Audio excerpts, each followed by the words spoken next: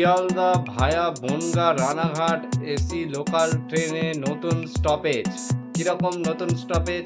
প্রথমেই বনগাঁর পরে কিন্তু চাঁদপাড়াতে দাঁড়াবে বলে সূত্রের খবর, তারপরেই কিন্তু বিরাতে দাঁড়াবে বলে সূত্রের খবর, তারপরে বিরাটিতেও দাঁড়াবে বলে সূত্র মারফত খবর।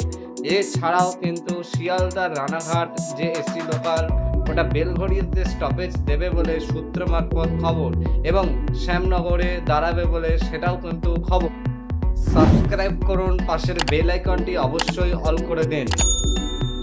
1 মাস রেল নজর রাখবে যে চাঁদপাড়া স্টেশন থেকে কত লোক উঠছে, বিরাট স্টেশন থেকে এবং অশোকনগর স্টেশন থেকে কত লোক উঠছে, এছাড়া বেলঘড়িয়া ওদিক থেকে কত লোক উঠছে, এটা কিন্তু সব নজর রাখা হবে।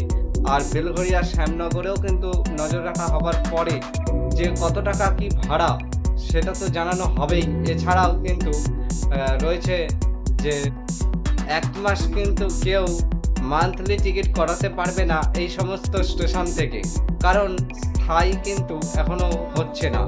অস্থায়ীভাবে কোনো রকমে দাঁড়াবে, তারপরে যদি লোকজন ওঠে তাহলে কিন্তু স্থায়ী হবে বলে সূত্র মারফত খবর। যদি ভিডিওটা ভালো লাগে তাহলে অবশ্যই লাইক করবেন আর চ্যানেলটিকে সাবস্ক্রাইব করবেন, পাশের বেল আইকন অবশ্যই অল করবেন। তাহলে দেখা হচ্ছে আবারও একটি ধামাকাদার ভিডিওর সাথে। ততক্ষণের জন্য সবাই সুস্থ থাকুন, ভালো থাকুন। আজকের মতন এইটুকু।